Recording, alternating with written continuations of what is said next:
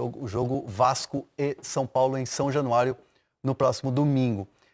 Outro carioca que entra em campo, mas amanhã contra o Ceará, é o Flamengo. Flamengo encaminhando, né, um resultado na Libertadores da América. 2-0, o Flamengo na Libertadores. Não é domingo, é domingo. É domingo também esse jogo? Eu tô tão ansioso. Ansioso pela rodada. Eu tô ansioso pra essa rodada, tô querendo que os jogos sejam todos amanhã já. Aqui tem cola, cara. Todo mundo mas amanhã são só dois jogos amanhã. Verdade. Não, por mim seria a rodada já toda amanhã. Domingo, às 7 horas, né? Às 7 horas a gente vai ter esse jogo lá em Fortaleza, Ceará e Flamengo. E o Flamengo tá com um problemão aí, hein? Administrar um problema, né? O Cuéllar foi afastado hoje. O Flamengo soltou uma nota oficial dizendo que o jogador está afastado por tempo indeterminado. O jogador alegou problemas pessoais e não viajou com o time para o Ceará para enfrentar o Fortaleza no próximo domingo. Eu vi muitos torcedores do Flamengo nas redes sociais falando em desrespeito do Cuéllar. Num momento importante, num momento de Libertadores, num momento que o Flamengo pode ser líder. É por aí? O Cuéllar sempre manifestou o interesse de jogar fora do país, né? Fora do Brasil, da América do Sul, no caso. Desde que chegou o Flamengo, a intenção dele, o destino, seria jogar na Europa. Mas é óbvio que para o torcedor fica a ideia de um jogador, enfim, mal agradecido. Passa até pelo clube, a questão da nota oficial, de citar o afastamento. É queda de braço, né? E o Marcos Mota, que inclusive trabalha com o Flamengo em alguns assuntos, né? Nesse lado jurídico das negociações, muito conceituado no meio, sempre fala isso. Quem controla o jogador, controla a operação. E a partir daí, normalmente, quando o jogador não quer permanecer, mesmo que não seja nos melhores moldes da negociação, e acho que ele vai sair marcado, com o torcedor incomodado, mas é bem provável, né, que ele não permaneça e consiga a transferência. E é curioso, porque é um jogador que, quando tinha, por exemplo, o jogador, ele sempre teve esse cartaz, né, um jogador de seleção colombiana. O Márcio Araújo era sempre o patinho feio do time. Ele chegou, ganhou espaço e chegou a ser um dos melhores volantes, assim, pelo menos no Campeonato Brasileiro do ano passado. Fez um baita de um ano. Teve um baita ano 2018. Mas, assim, não fica um pouco assim, o jogador mal representado, não fica essa sensação? É ruim, não tenho dúvida. De sair pela porta dos fundos, no momento em que o time está tão bem no Brasileiro e na Libertadores, a atitude, forçar a saída? Eu acho lamentável, cara. Quando o jogador tem esse tipo de atitude, ele tudo bem, pode estar querendo ir embora. Ele tinha 2 propostas, né? Até onde a gente sabe, uma do Bolonha, uma do futebol do mundo árabe, né? Se não me engano, da Arábia Saudita, do Al Hilal. Al Hilal. E o jogador forçar a barra desse jeito para sair, sendo que ele tem contrato até 2022. Se o Flamengo não quer vender, tá no direito dele. Claro. Se ele quisesse, tivesse esse desejo de ir jogar na Europa, que fizesse um contrato mais curto. Se ele confia no potencial dele, faz um contrato de 1 ano e vai embora. Depois do fim do contrato. Agora, forçar a barra no momento desse, o Flamengo em crescimento, tentando chegar à liderança do campeonato, o time precisando dele, principalmente nesse acúmulo de jogos que o Flamengo tem agora, com Libertadores e com Campeonato Brasileiro, elenco, né, dividido, o Jorge Jesus tentando poupar algumas peças para combater nas duas competições com forças parecidas. O cara me dá uma dessa? Não me parece justo com o clube. Claro. Se ele queria que o clube ouvisse as propostas... Com o torcedor, né? Se ele ficou bravo com o Flamengo, que ele achou as propostas boas e o Flamengo não quis vender, o Flamengo está no direito dele. O Flamengo, ele tem contrato. Tem contrato. Então, assim, quando o jogador força a barra para sair, eu acho um desrespeito com o clube. E para mim é o que o Cuéllar está fazendo com o Flamengo agora. Pires da Mota, ao que parece, né, até pelas opções que tem, vai substituir. Não é a mesma... Não é a mesma coisa, né? Mas aí entra uma outra questão, até que a gente comentava depois que foi o jogo da Libertadores contra o Internacional. O Jesus não tem nem o 9 que ele gostaria, nem o 5 que ele gostaria. Porque a junção do Cuéllar com o Arão já forçando um pouco a barra, seria o ideal para o Jorge Jesus. Um camisa 5 de imposição física com bom passe, que não é tão fácil de achar por aqui. E ele acaba compondo, ele até abre mão do que é o principal desenho que ele utilizou ao longo da carreira como treinador em Portugal, que seria o 4-1, um cara só, 3 meias e 2 atacantes por dentro.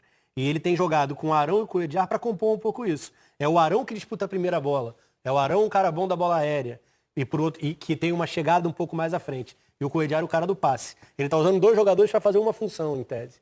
né? Então, assim, acho que o Cuéllar não preenche tudo que o Jesus gostaria, mas é uma baixa importante no elenco nesse momento da temporada, até pela dificuldade de reposição. Eu fico imaginando se não seria o caso, todo mundo à disposição, de usar Arão e Gerson por dentro. Mas você perde um pouco em pegada, em ocupação de espaços.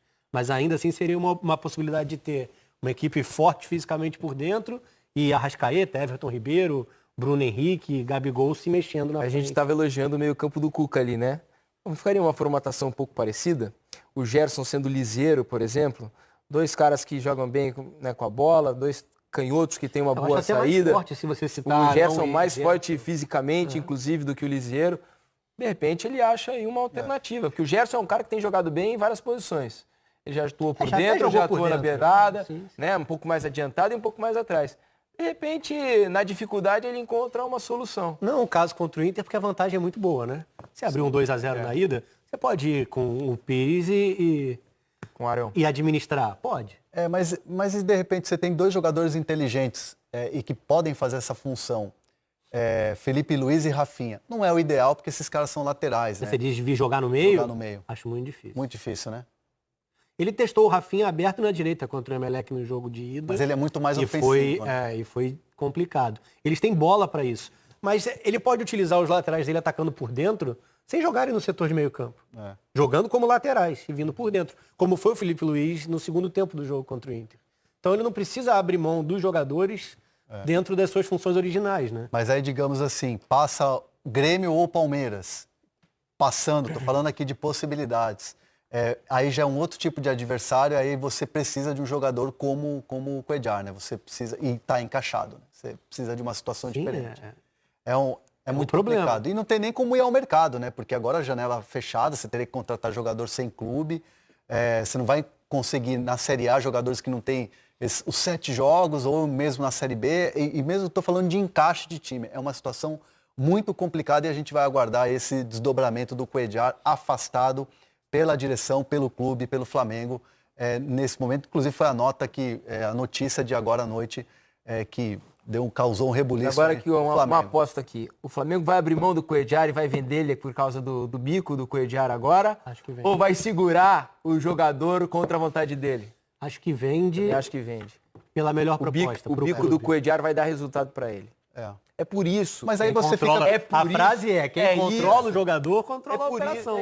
Por isso que o jogador aqui consegue fazer tudo que ele quer. O André Sanches vive dizendo que jogador, quando quer sair, não tem jeito de segurar, não tem quem segure. Quem manda na negociação é a vontade do jogador. Isso aqui, né? Porque os clubes aqui precisam do dinheiro, nem é o caso tanto do Flamengo hoje, né? Que está numa situação financeira muito cômoda. Tem mais a ver com o desejo do jogador. Exatamente, mas vai precisar, para não ficar com o jogador aqui contra a vontade, pega um dinheiro aí, ok, pelo Cuéllar e boa, estamos resolvidos. Vamos ver e ouvir o William Arão, esse sim, está 100% no Flamengo. Falando sobre a possibilidade de liderança aí no final de semana, o Flamengo que joga contra o Ceará no domingo. Vai ser no domingo. Todo dia eu vindo aqui, me dedicando, aprimorando, assistindo jogos, vendo onde que eu posso melhorar, o que eu estou fazendo de errado. Uma coisa que eu venho fazendo isso há muito tempo, mas percebendo e aproveitando isso, né? Tirando proveito disso. Então, eu venho todos os dias aqui, as pessoas acham que a gente vem aqui para brincar, não, eu venho aqui para trabalhar, para se preparar para chegar na partida e marcar um adversário, saber que ele corta mais para a esquerda do que para a direita, saber que ele tem a pedalada para a esquerda. Então, isso faz com que você esteja preparado e roube bola, ou que você crie um movimento que um atacante gosta, eu que tenho facilidade às vezes de chegar na linha de fundo, saber que quando o Bruno Henrique eu tenho que cruzar a bola e quando é outro jogador eu tenho que jogar a bola no chão. Então isso faz com que isso é um treinamento pessoal de cada um que chega na hora do jogo, faz a diferença para ajudar a equipe. Mas a gente está buscando, a gente quer essa liderança, sem dúvida nenhuma, o mais rápido possível. O importante, obviamente, é chegar líder no final, né? Na 38ª rodada, mas a gente quer chegar e se manter o mais rápido possível, mais durabilidade possível, né? Nessa liderança, que é importante também. Esses confrontos diretos vão ser essenciais, mas, como eu disse, a gente pensa jogo a jogo, passo a passo, agora é pensar no Ceará para depois pensar no Inter e assim sucessivamente. O William Arão à disposição para esse jogo contra o Ceará, muito em função dele não estar no jogo da Libertadores na volta lá no Beira-Rio, porque está suspenso. Ou seja, não tem Cuéllar, provavelmente não vai ter o Arão.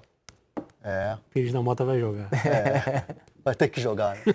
É um grande momento dele também, né? Imagina, pro jogador que tá fora do time, tá no banco, e aí aparece uma oportunidade. Aí, nas competições, né? Nas histórias do futebol que a gente acompanha, sempre aparecem aqueles heróis improváveis, né? De repente o Pires da Mota pode ser um aí nessa reta final aí de Libertadores. Por que não, né?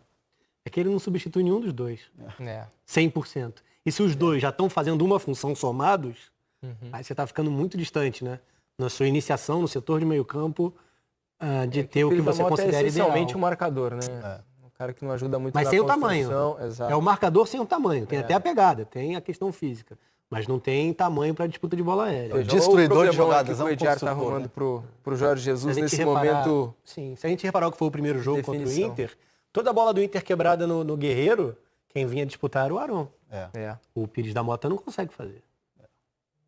Jorge Jesus vai ter um abacaxi para descascar aí.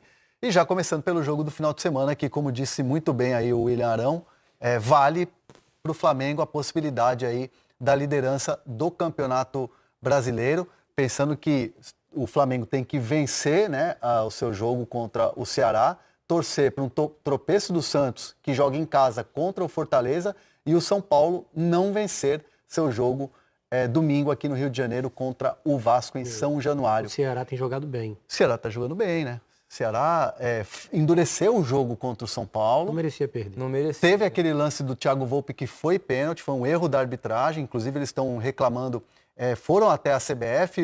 Teve uma conversa da direção do Ceará com o Leonardo Gaciba, que é o chefe da comissão de arbitragem. E aí eles ouviram a promessa de não colocar mais aqueles árbitros que estavam no Morumbi no domingo passado para apitar jogos do Ceará. Então, um pedido, aí, uma reclamação que foi feita. Durante toda a semana a gente viu repercussão desse lance do Thiago Volpe no jogo do Morumbi. A gente vai para a nossa primeira parada aqui no Troca de Passes e olha, eu quero sua participação aqui na hashtag Troca de Passes no Twitter, que eu vou ler muita mensagem, eu vou ler muita cornetada aqui para vocês, que eu tenho certeza que está chegando, e a gente volta já já. Não sai daí, rapidinho.